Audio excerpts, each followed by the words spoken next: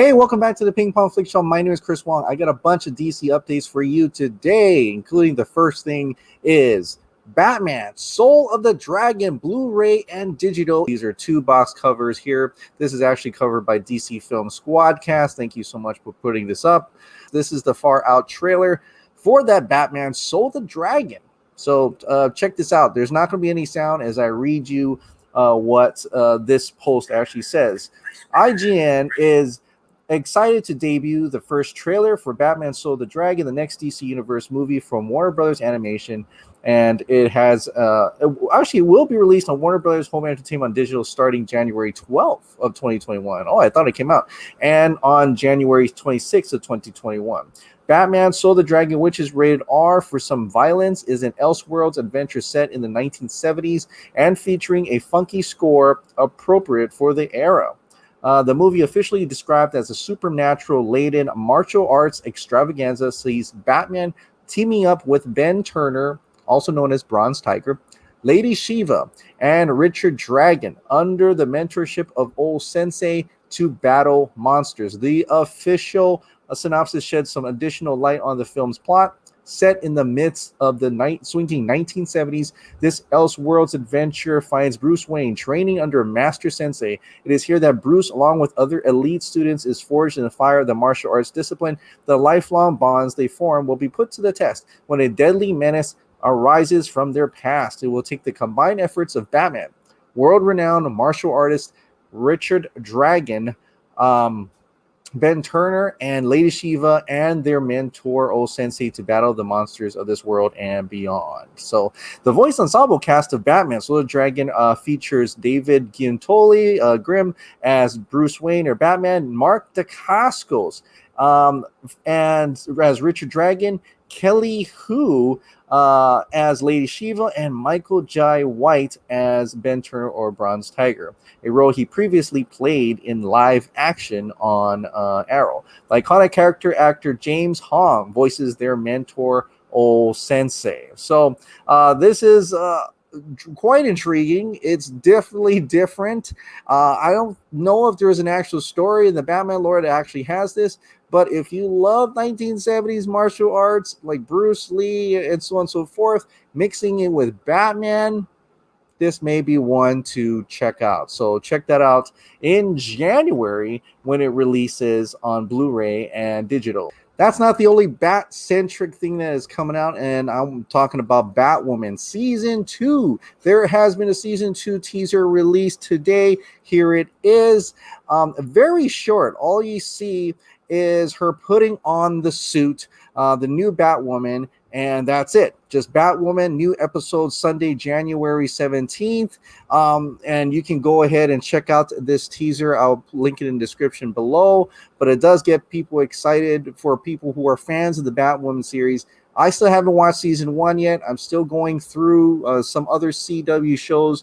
But hopefully I get to it before it actually premieres. That way I get caught up on it, and I'll give you my full review for Batwoman Season 2, Episode 1. Yesterday I was talking about Ava Duvernay, probably working on New Gods. But Casey Walsh from Ad Comics Kid, the editor-in-chief of Geeks Worldwide, had said that it apparently has been pushed back. It's kind of on the back burner right now because of COVID and because of the theatrical release dates and things like that. It has been put on the back burner. But it was revealed today that DC Comics, Ava DuVernay, is actually adapting DC Comics DMZ for HBO Max. Are you prepared to enter the zone? DMZ is officially coming to HBO Max as a 4-part limited event series. 4 is coming to HBO Max.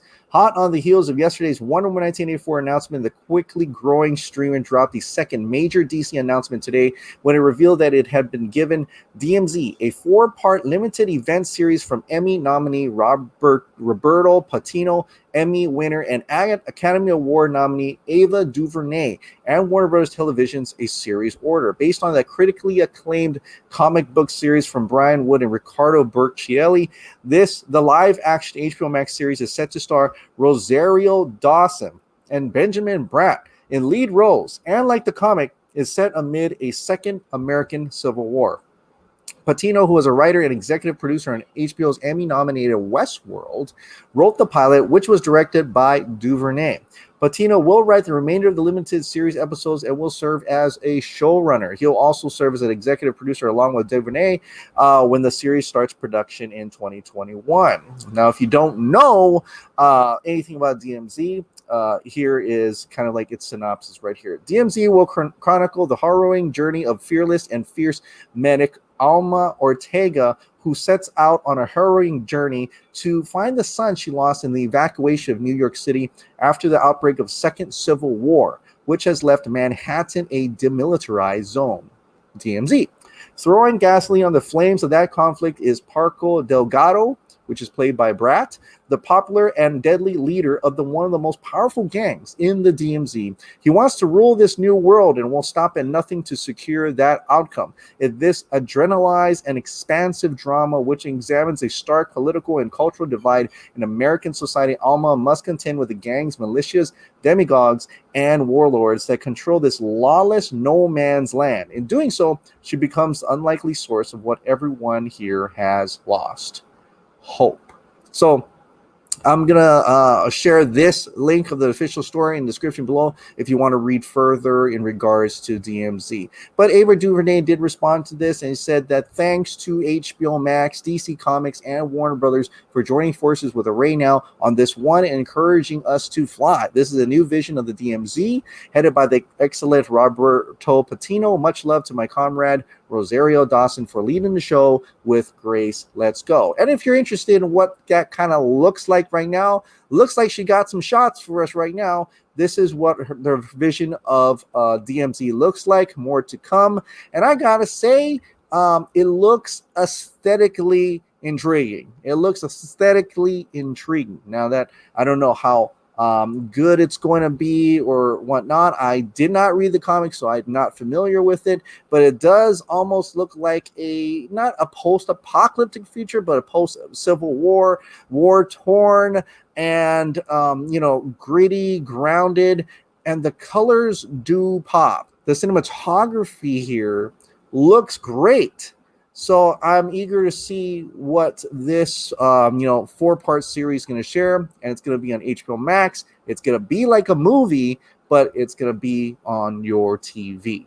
Another series that is coming to HBO Max, which I'm pretty excited for, is Green Lantern. Green Lantern HBO Max series. There's a lot more details now, thanks to Illuminati. They have an exclusive new character descriptions, story direction, and start date information for HBO Max's upcoming Green Lantern series. So last month, the direct cracked the egg on the project, and now we have even more green goodness to share. Green Lantern is looking to begin shooting in April of 2021. Unlike many other Berlanti productions, particularly those set in the Arrowverse, this project is looking to shoot in Los Angeles. They're unable to find out the number of episodes expected to shoot and the scope of the show in terms of commitment from HBO.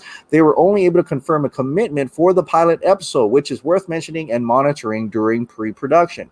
They are currently casting the leads for Green Lantern, and they have some interesting info on the characters and the setup of the developing series. The 3 leads, Guy Gardner, Bree Jarda, and Alan Scott, are all intended to be series regulars and are described as follows. Guy Gardner is a white male, 30s, a hulking mass of masculinity. As rendered in the comics, Guy is a personification of the hyper-patriotism found in the 1980s that birthed Hulk Hogan and Rambo. However, Guy is still likable.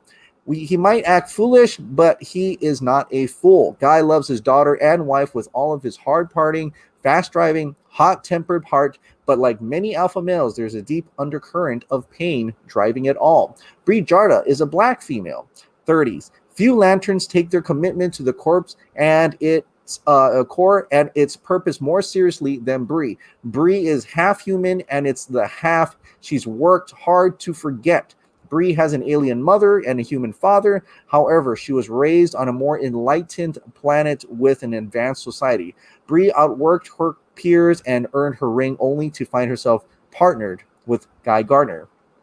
Alan Scott White male, of course, 28 years old. From the outside, Alan is the model of early 1940s, the image of G-Man. Alan is handsome, clean-shaven, and well-dressed without a hair out of place. He has spent his young life trying to personify truth, justice, and the American way. He is already a household name in LA and is seen as a hero thanks to positive press coverage. However, for all of Alan's honesty, there is one huge lie that follows him. He is a gay man.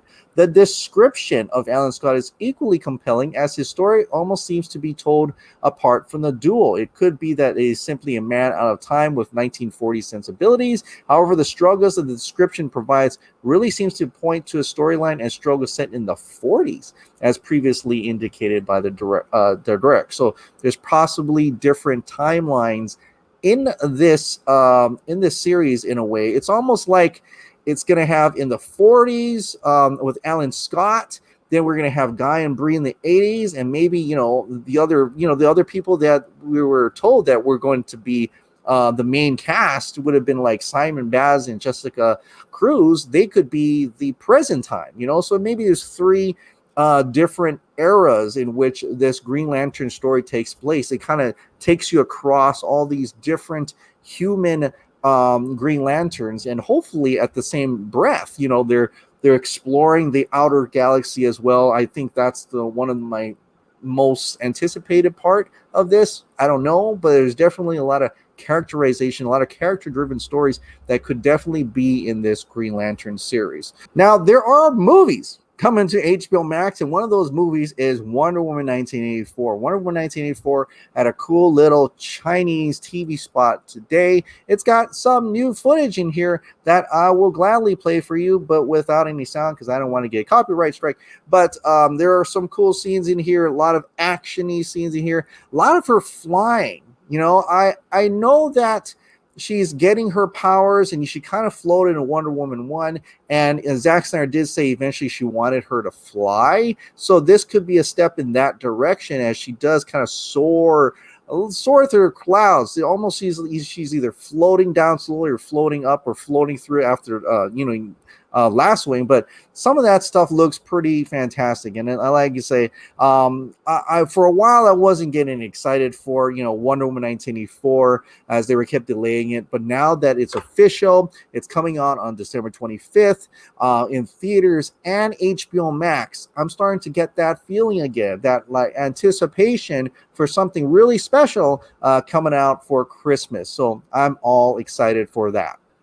Now, I did say HBO Max, and HBO Max and AT&T did a good job on snagging that Amazon Fire deal, but a lot of people are wondering, what about Roku? I mean, half my household is Amazon Fire, half my other household is Roku. So I'm like wondering, well, I want to see it on Roku too, because I think a lot of users out there, a lot of people out there have Roku as well. So is that going to happen? Well, apparently today, AT&T is nearing a deal to bring HBO Max to Roku. This is exclusive from Matthew Keys, and that's all it says. That's really all there is to it right now. But I think the timing of this is rather interesting. Like, I almost imagine they were kind of like hemming and hawing, but they did the biggest thing, and they're bringing Wonder Woman 1984 to HBO Max this Christmas on HBO Max at no extra cost. Roku's probably like, wait, what was that deal you're talking about now? You want, can we get some of that? Of course. You're like, wait, what? Wonder Woman 1984 is coming? HBO Max? Sign me up. Sign me. What deal did you give Amazon? Let's get that same deal. Let's put some. Where do I sign? So I think eventually it will definitely happen. It's a no-brainer, and it really shows AT&T are putting HBO Max at the top of their list of projects, of their just their emphasis and what they want to actually bring out to the consumers, just like Disney is using Disney Plus to be their golden Trojan horse into your living room, essentially, right? So it's got to happen. Roku's gonna cave. I have no doubts about that now. HBO Max, Warner Media, they did, and AT&T did a power move by bringing Wonder Woman 1984 to HBO Max. And, we're going to get some other cool stuff on HBO Max later on next year, and that is Zack Snyder's Justice League. Zack Snyder's Justice League is coming out on HBO Max, but the hashtag Us United that started off on November 17th has actually not stopped. In fact, today it picked up once again. Us United continues with heroes and villains this time around from Zack Snyder's Justice League. The first hero to have come out today, all of a sudden, put on his Instagram stories, Henry Cavill, also known as Superman, had plugged this little picture of himself in the black suit and in front of the ship, and it says hashtag Us United, hashtag AFSP, American Foundation of Suicide Prevention, as they were really trying to get people to go into the Autumn Snyder's tribute fund and actually donate something more to that fund so that we can get to the 500,000 mark. But now that's not all. Ben Affleck also tweeted out hashtag Us United. This was awesome. Kind of felt like back then when he hashtag released the Snyder Cut. It's really cool. He retweeted Zack Snyder's Zack Snyder's Justice League trailer. He also did this as well. He tweeted out, support the Autumn Snyder Tribute Fund here, and him and his 3 million followers hopefully, put a little bit into that fund as well. And it did go up quite a bit. So thank you so much to Ben Affleck. But that's not all. As you can see here, she already put it up, but he did put it on Instagram, this new picture of Batman. I'm going to leave this out so you can actually see it in more glory. Batman firing off a parademon gun. His goggles are there. This is different from Justice League, the Joss Whedon version, the theatrical version, where you see him without the goggles. Like the goggles disappeared for some reason. I don't know where it went. I highly suspect that maybe Zack Snyder stole that prop when they originally did the shoot, and Joss Whedon just couldn't find it. So instead of trying to get a new goggles or things together, he just filmed him without the goggles. I don't know. That's just me guessing what happened there. But he's got a gun. He's shooting down parademons and triggering bloggers all over. But yeah, hashtag Us United indeed. Ben Affleck, thank you so much. This is an awesome finished, by the way, shot of Ben Affleck as Batman in Zack Snyder's Justice League, and what looks like the third act of this movie. This is the most edited, really just edited to crap part of the movie. We don't really know, actually. I mean, we kind of know what happens in the third act, but we don't really know because we haven't seen a lot of it, and they reshot so much of it. I mean, what is going on at the end of Zack Snyder's Justice League, right? But this is stuff we already know. One of the biggest things that we didn't really know, but we know that Joe Manganiello actually went down and did additional photography for Zack Snyder's Justice League. He tweeted out today, heroes and villains can put their differences aside for an important cause. AFSP donor drive, and that's the link to Autumn Snyder's tribute fund. So please go and donate. But Zack Snyder sent him this photo to share. That is Deathstroke! Slayed himself in a beautiful photograph, black and white photograph, which Zack Snyder loves to shoot. And he looks fantastic. He does indeed have that mohawk right there. You can see him, the mohawk with the eye patch. Now, this indeed probably is definitely the nightmare scene that has been reported that Zack Snyder has been shooting that additional photography for. We are going to get more Nightmare, and Deathstroke is in it, in which he does say heroes and villains could put their differences aside for an important cause. Yes, that's probably for the Us United, but as some people have already kind of guessed that Deathstroke does probably team up with Batman in this in the Nightmare vision to take down Darkseid, or help take down Darkseid. Earth's just got to get together, whether you're a villain or a hero, it doesn't matter.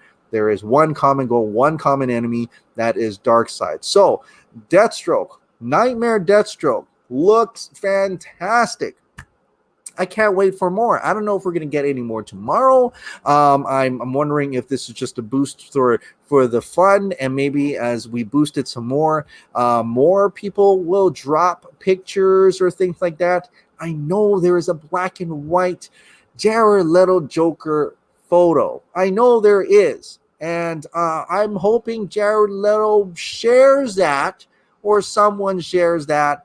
And I think it's going to be one of the biggest things that we'll see out of this whole thing. But hashtag Us United does continue, and I encourage you to help out as well. Adam Snyder Tribute Fund is now raised over 24,367. It hasn't reached, it's like halfway to the goal for this fund. There are other ways you can do it as well. There's the Dark Side shirt as well. There's the other Us United, and the donation link on my Zack Snyder interview, the donation link Tiltify on Dave the Film Junkies interview as well. There's many different ways to do it. This is probably the easiest way to build this up. So this link will be continuously shared down in the description below. Please, if you can, even $1 would be great, going towards this personal campaign that's sponsored by the Snyder family. So, and thank you to all that have donated so far. I think you've done incredible work, and every little bit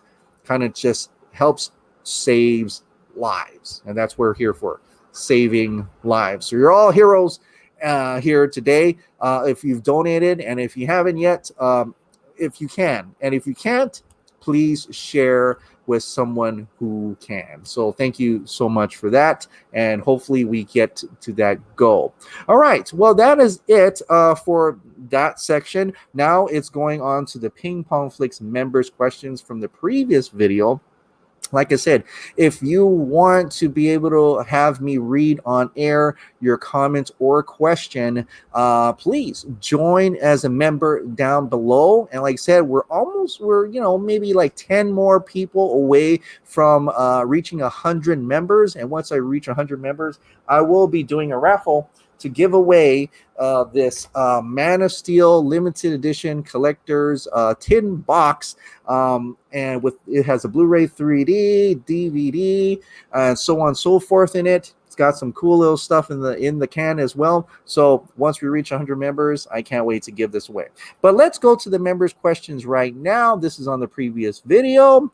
Okay, Keith. Hey, Chris, congrats on the interview with Zack Snyder. I finally had a chance to watch it. He mentioned that the 4-hour series is essentially the movie he shot 4 years ago. So even without additional photography, the original script was supposed to follow a trajectory of at least JL2.